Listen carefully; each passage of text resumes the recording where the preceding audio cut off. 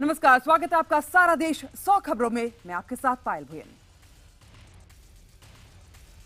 केंद्रीय कानून मंत्री सदानंद गौड़ा के भतीजे का एक बार में बाउंसर्स के साथ मारपीट का वीडियो सामने आया है। बेंगलुरु के एक पब में हुई यह घटना सीसीटीवी में कैद हो गई है।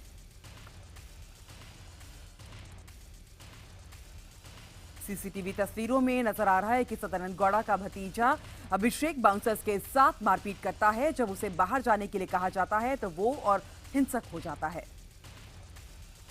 अभिषेक को इसलिए गुस्सा आया क्योंकि वो परोसी गई शराब से खुश नहीं था। 1 साल पहले गौड़ा के बेटे कार्तिक पर भी एक अभिनेत्री ने रेप और धोखाधड़ी का आरोप लगाया था। पुणे के कोथरूड इलाके में एक पार्किंग में बदमाश ने एक जिम मालिक की कार पर फायरिंग कर दी। घटना रात के वक्त हुई जब गोल्ड जिम के मालिक शकील अपनी गाड़ी से बाहर जा रहे थे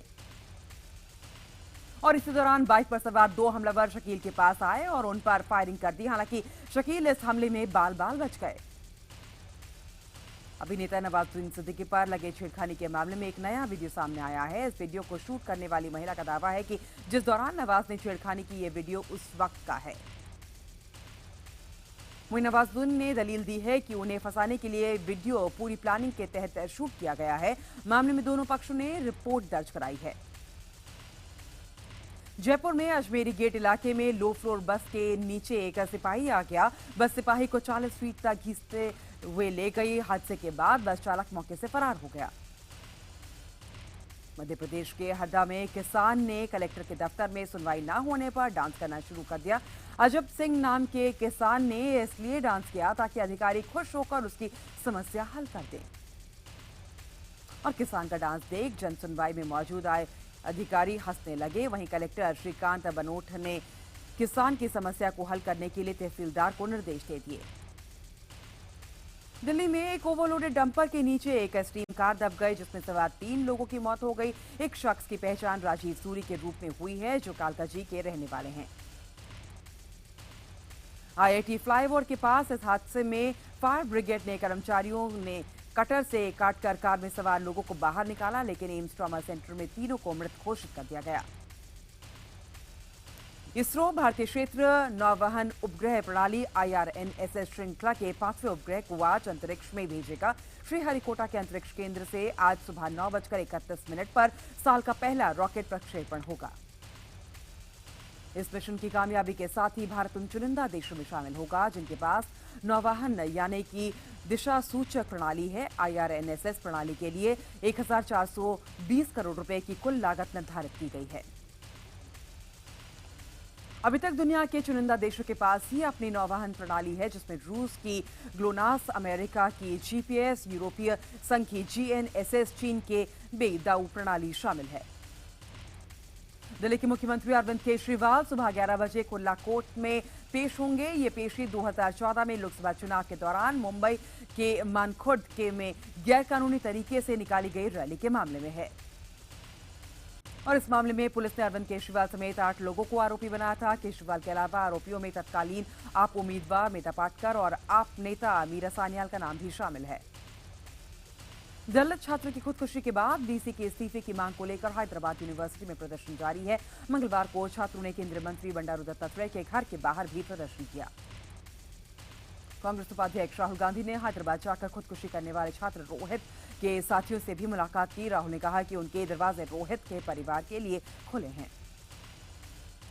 उधर केंद्रीय मंत्री मुख्तार अब्बास नकवी ने राहुल की हैदराबाद यात्रा पर निशाना साधते हुए कहा है कि जहां जख्मों पर मरहम लगाने की जरूरत है, वहां राहुल नमक छिड़कने गए हैं।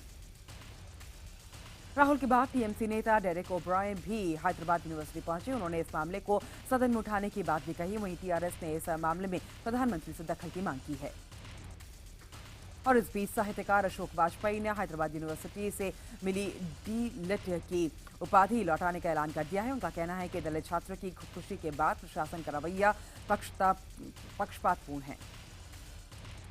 मशहूर अभिनेता अनुपम खेर ने हैदराबाद में दलित छात्र की आत्महत्या पर हो रही राजनीति को और भी दुखद बताया है। उन्होंने कहा कि अवार्ड वापसी एक राजनीति थी जो बिहार विधानसभा चुनाव के साथ ही खत्म हो गई। आज केंद्र कैबिनेट की अहम बैठक होगी। इसमें न्यू पावर टैरिफ पॉलिसी को मंजूरी मिल सकती है। सोलर और विंड एनर्जी को बढ़ावा देने का प्रस्ताव पास हो सकता है। असम के कोकराझार में पहुंचे प्रधानमंत्री नरेंद्र मोदी ने कांग्रेस और मनमोहन सरकार पर जमकर निशाना साधा और अपनी सरकार की उपलब्धियां गिनाई। रैली में प्रधानमंत्री ने कहा कि मनमोहन सरकार 10 साल में कुछ नहीं कर पाई और मुझसे 15 महीने में हिसाब मांगा जा रहा है। क्या ये मेरे साथ अन्याय नहीं है? बिहार सरकार ने सरकारी नौकरी में महिलाओं को 35% आरक्षण देने का फैसला किया है। नीतीश कुमार ने चुनावों के दौरान महिलाओं को आरक्षण देने का वादा किया था।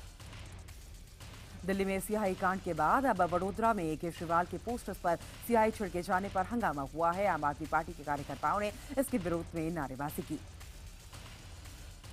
दिल्ली की रोहिणी कोर्ट ने मुख्यमंत्री केजरीवाल पर सियाही फेंकने वाली महिला भावना की जमानत याचिका खारिज कर दी है। कोर्ट ने भावना को न्यायिक हिरासत में भेज दिया है। दिल्ली के तीनों एमसीडी चेयरमैन ने दिल्ली सरकार के खिलाफ मोर्चा खोल दिया है। एमसीडी को वित्त आयोग की सिफारिशों के मुताबिक फंड मुहैया कराने के लिए एक दिन की सांकेतिक भूख हड़ताल की। जयपुर लिटरेचर फेस्टिवल के आयोजन स्थल को बदलने के लिए दाखिल याचिका पर आज राजस्थान हाईकोर्ट में सुनवाई होगी। ये फेस्टिवल 21 जनवरी से 25 जनवरी तक होना है। शिवसेना के हिंदी मुखपत्र दोपहर का सामना अखबार के पूर्व संपादक प्रेम शुक्ला आज बीजेपी में शामिल होंगे। दोपहर 3 बजे बीजेपी मुख्यालय में एक कार्यक्रम के दौरान वो बीजेपी की सदस्यता लेंगे। रेलवे में तत्काल टिकट की बुकिंग में हो रही गड़बड़ी पर आईबीएन 7 की खबर का बड़ा असर हुआ है। रेल मंत्रालय ने दावा किया है कि अब टिकट बुकिंग के दौरान गड़बड़ियां नहीं होंगी। आईबीएन 7 ने ऑपरेशन 30 सेकंड में दिखाया था कि एजेंट्स कैसे आईआरसीटीसी के वेबसाइट को हैक करके कुछ ही मिनटों में टिकट बुक कर लेते थे। दिल्ली हाईकोर्ट ने आदेश दिया है कि दिल्ली में डीडीए की जमीन पर बने प्राइवेट स्कूल्स बिना शिक्षा निर्देशालय की इजाजत के फीस नहीं बढ़ा सकते।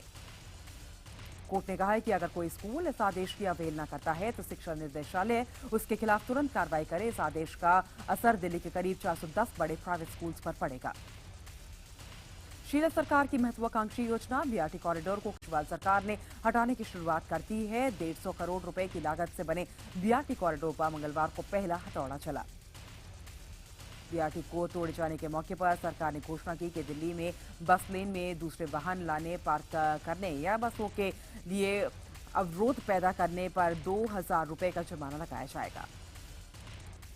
दिल्ली में वैट बढ़ने से पेट्रोल 96 पैसे और डीजल 53 पैसे प्रति लीटर महंगा हो गया है। दिल्ली में अब पेट्रोल 59 रुपए 99 पैसे जबकि डीजल 44 रुपए 71 पैसे प्रति लीटर मिलेगा।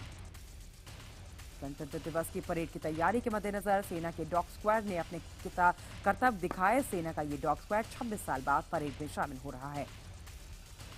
26 साल पहले विस्थापित हुए कश्मीरी पंडितों ने कश्मीर वापसी की मांग को लेकर राष्ट्रव्यापी आंदोलन छेड़ने की बात कही है। 19 जनवरी को प्रलय दिवस के मौके पर यह बात कही गई। पठानकोट आतंकी हमले मामले में गुरदासपुर के एसपी सलविंदर सिंह का पॉलीग्राफिक टेस्ट आज दूसरे दिन भी जारी रह सकता है। एनआईए के डीजी शरद यादव के मुताबिक बेकसूर साबित होने तक सलविंदर संदिग्ध हैं।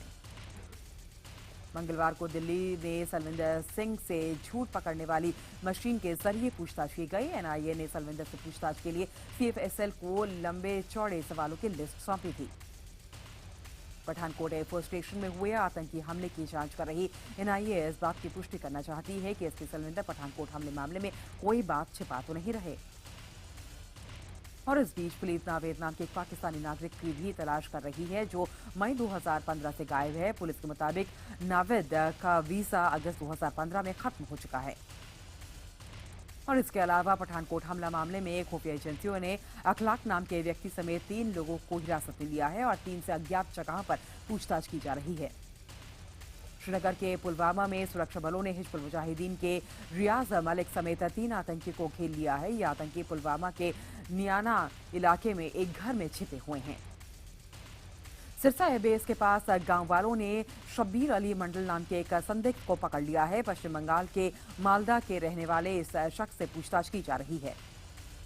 उत्तर भारत में एक बार फिर ठंड लौट आई है। दिल्ली समेत कई शहरों में ठंड ने लोगों की मुश्किलें बढ़ा दी। दिल्ली में ठंड के साथ कोहरे ने भी लोगों की दिक्कतें बढ़ा दी हैं। वहीं उत्तर प्रदेश के कई शहरों में पानी भी बरसा है। मौसम विभाग ने ठंड और बढ़ने की चेतावनी दी है। उत्तर प्रदेश में ठंड के चलते 24 जनवरी तक स्कूलों की छुट्टी कर दी गई है। रांची में बेमौसम हुई बारिश ने ठंड के साथ साथ गरीब लोगों की परेशानी भी बढ़ा दी है। बारिश की वजह से रिक्शा और ऑटो चालकों की कमाई पर खासा असर देखने को मिला। शिमला में हुई ताज़ा बर्फबारी से यहां छुट्टियां बिताने आए पर्यटक काफी खुश हैं। हालांकि मौसम विभाग के अनुमान के मुताबिक आने वाले दिनों में शिमला में मौसम साफ रहेगा। कड़ाके की ठंड के बावजूद सेना ने पुंछ में मेडिकल कैंप लगाया है। यहां सीमा पर बसे ग्रामीणों को मुफ्त दवाएं दी जा रही हैं। इस कैंप में बड़ी संख्या में लोग पहुंच रहे हैं। उत्तराखंड के हल्द्वानी में अगले महीने होने वाली वर्ल्ड रेसलिंग चैंपियनशिप की तैयारियां चल रही हैं और इसी का जायजा लेने के लिए अंतर्राष्ट्रीय रेसलर्स खली आज हल्द्वानी पहुंचे। उत्तम नगर में 65 वर्षीय बुजुर्ग महिला की हत्या का सनसनीखेज मामला सामने आया है। पुलिस ने सीसीटीवी फुटेज के आधार पर मृतक के नाती को हिरासत में लिया है। शुरुआती जांच के मुताबिक प्रॉपर्टी विवाद के चलते बुजुर्ग की हत्या कर दी गई।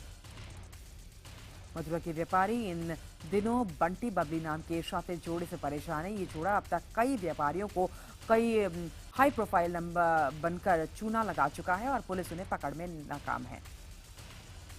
पश्चिम बंगाल के आसनसोल में लॉटरी टिकट बेचने वाली एक दुकान में बदमाश दुकानदारों को पिस्टल दिखाकर कैश लूटकर फरार हो गए। 17 जनवरी की रात को लॉटरी की दुकान में टिकट खरीदने के बहाने 4 से 5 लोग घुसे। पुलिस इस मामले की जांच कर रही है। उत्तर प्रदेश के मुरादाबाद में छात्र से छेड़छाड़ का विरोध करने पर उसके परिजनों की जमकर पिटाई कर दी गई। छेड़छाड़ का विरोध करने पर छात्रा के भाई और आरोपी युवक में मारपीट भी हुई। बाद में आरोपी अपने दोस्तों के साथ छात्रा के घर पहुंच गया और छात्रा की मां को ईंट से घायल कर फरार हो गया।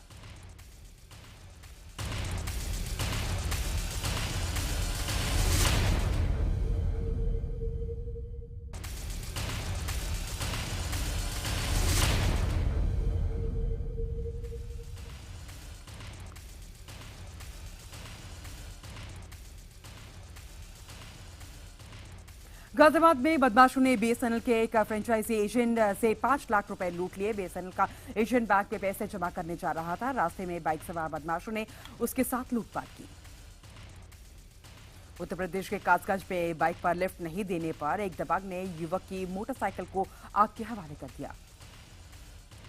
उत्तर प्रदेश के बदायूं में 10 साल के बच्चे की हत्या करने वाले 3 पड़ोसियों को पुलिस ने गिरफ्तार कर लिया। गुस्साए परिजनों ने आरोपी पड़ोसियों के घर में आग लगा दी। 4 दिन पहले पड़ोस के युवक ने इस बच्चे की हत्या कर लाश जंगल में फेंक दी थी। पुलिस ने जंगल से बच्चे का शव बरामद कर आरोपियों को गिरफ्तार कर लिया। मध्य प्रदेश के उज्जैन में स्कूल बस कंडक्टर पर 4 साल की मासूम बच्ची से रेप करने का आरोप लगा है। पुलिस इस मामले में आरोपी बस कंडक्टर की तलाश कर रही है। बस कंडक्टर ने स्कूल से लौटते वक्त बस में बच्ची को अकेला पाकर उसके साथ छेड़छाड़ की। बच्ची ने घर पहुंचने के बाद परिजनों को घटना के बारे में बताया। पीलीभीत में मामूली विवाद के चलते 2 पक्षों में जमकर लाठी डंडे और चले, जिसमें एक बुजुर्ग की मौत हो गई जबकि एक महिला सहित आधा दर्जन लोग गंभीर रूप से घायल हो गए।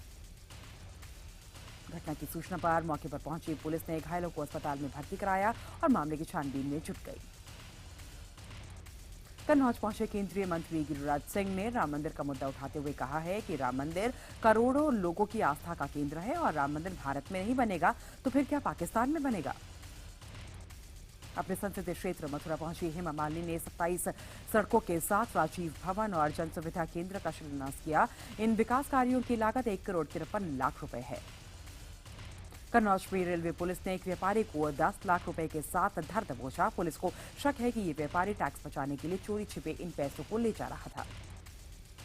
उत्तर प्रदेश के बहराइच में कोर्ट में पेशी पर आए एक वृद्ध की ठंड लगने से मौत हो गई। पुलिस ने कोर्ट पहुंचकर शव को कब्जे में लेकर पोस्टमार्टम के लिए भेज दिया है। उत्तर प्रदेश के फैसलाबाद में बदमाशों ने एक युवक का अपहरण कर लिया और 50 लाख की फिरौती न देने पर युवक को जान से मारने की धमकी दी। युवक फैसलाबाद से लखनऊ के लिए निकला था, लेकिन बदमाशों ने रास्ते में उसका अपहरण कर लिया और युवक के रिश्तेदार को एसएमएस कर 50 लाख की फिरौती मांगी। बरेली से उत्तराखंड लौट रही युवती से कुछ लोगों ने लिफ्ट देने के बहाने गैंगरेप किया। वारदात के बाद आरोपियों ने की पीड़िता को उसके घर के सामने ले जाकर छोड़ दिया।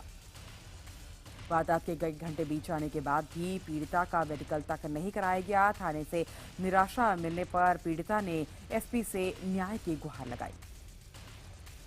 राजस्थान के झुंझुनू में सरपंच ने सरकारी योजना के नाम पर ग्रामीणों से लाखों रुपए ऐंठ लिए। खुलासा होने के बाद पंचायत समिति के प्रधान पूरे मामले की जांच की बात कर रहे हैं। सरपंच से जब इस पूरे मामले पर सवाल पूछा गया तो सरपंच ने कहा कि उसने तो अपने कार्यकाल का 1 साल पूरा हो जाने पर ग्रामीणों को उपहार देने के लिए ये पैसा लिया। टोंक जिले में वैगनआर कार और टेम्पो की जबरदस्त भिड़ंत के बाद कार सवार दंपति सहित कुल 11 लोग जख्मी हो गए। सभी घायलों को अस्पताल में भर्ती कराया गया है। जयपुर से आ रहे टेम्पो में 15 यात्री सवार थे, जिसमें से 6 लोगों को किसी भी तरीके की चोट नहीं आई है। इंदौर में नाबालिग से बलात्कार के मामले में परिजनों ने आरोप लगाया है कि एफआईआर दर्ज करने में देरी के वजह से आरोपी फरार हो गया। वहीं इस मामले में पुलिस थाने में बलात्कार का मामला होने की बात कह रही है, लेकिन परिजनों के आरोप पर पूरी तरीके से चुप्पी साध रखी है। विशाल भारद्वाज के निर्देशन में बन रही फिल्म रंगून के लिए शाहिद कपूर जापानी भाषा सीख रहे हैं। फिर फिल्म दूसरे विश्व युद्ध पर आधारित है। इस फिल्म के लिए कई जापानी कलाकारों को भी कास्ट किया गया है और शाहिद फिल्म में एक आर्मी ऑफिसर का किरदार निभा रहे हैं।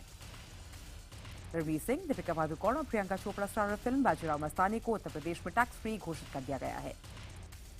दरअसल उत्तर प्रदेश के सीएम अखिलेश यादव ने अपने परिवार के साथ ये फिल्म देखी। ये फिल्म उन्हें इतनी पसंद आई कि उन्होंने फिल्म को टैक्स फ्री घोषित कर दिया। रियल लाइफ बॉक्सर्स के लिए आर माधवन की अगली फिल्म साला खड़ूस की स्पेशल स्क्रीनिंग रखी गई है। फिल्म साला खड़ूस बॉक्सिंग पर आधारित है। इस फिल्म में माधवन के साथ ऋतिका सिंह मुख्य भूमिका निभा रही हैं। ऋतिका खुद भी एक रियल लाइफ बॉक्सर हैं। आतंकी संगठन आईएसएस ने अब माना है कि जिहादी जवान की मौत हो चुकी है। आईएसएस ने अपनी पत्रिका में इसकी पुष्टि की है। आईएस के संदिग्ध आतंकी सिद्धार्थ धर की बहन कोनिका ने ब्रिटेन के सांसदों से कहा है कि उसे उम्मीद है कि एक वीडियो में नजर आया व्यक्ति उसका भाई नहीं है। उत्तरी चीन के हनचन शहर में बर्फीले तूफान ने कहर बरपाया है। रात भर पड़ी बर्फ में कई कारें दब गई हैं, जबकि सड़कों पर बर्फ की वजह से लोगों को आने जाने में खासी दिक्कतें पेश आ रही हैं। चीन के चिफेंग शहर में कई कारें आपस में टकरा गई। बर्फीले सड़क पर कार फिसलने की वजह से हुई हादसे में एक व्यक्ति की मौत भी हो गई। अमेरिका के सैन जोस में एक बस पलटने से 2 महिला की मौत हो गई, जबकि 5 लोग घायल हो गए। बारिश के दौरान हुई हादसे की वजह से हाईवे पर लंबा जाम भी लग गया। ओमानिया में भारी बर्फबारी की वजह से कुछ शहरों का संपर्क टूट गया है। सड़कों और हाईवे पर कई फुट बर्फ जमा हो गई है, जिसकी वजह से उन्हें बंद कर दिया गया है। भारत और ऑस्ट्रेलिया के बीच वनडे सीरीज का चौथा मैच आज कैनबेरा में खेला जाएगा। ये मैच भारतीय समय के मुताबिक सुबह 8:50 पर शुरू होगा। आपको बता दें कि 5 मैचों के इस वनडे सीरीज में भारत 3-0 से पीछे है। सीरीज गंवाने के बाद अब भारत के सामने लाज बचाने की लड़ाई है। 27 जनवरी से शुरू होने वाले अंडर 19 क्रिकेट वर्ल्ड कप के लिए भारतीय टीम आज बांग्लादेश के लिए रवाना होगी। भारतीय टीम अपना पहला मैच 28 जनवरी को खेलेगी। श्रीलंका के ऑलराउंडर थिसारा परेरा ने टेस्ट क्रिकेट से संन्यास ले लिया है। परेरा टी20 और वनडे क्रिकेट खेलते रहेंगे। ऑस्ट्रेलियन ओपन में मंगलवार को 2 बड़े उलटफेर हुए। पूर्व नंबर 1 खिलाड़ी राफेल नडाल पहले ही दौर से बाहर हो गए, तो वहीं वीनस विलियम्स भी दूसरे दौर में जगह नहीं बना पाई।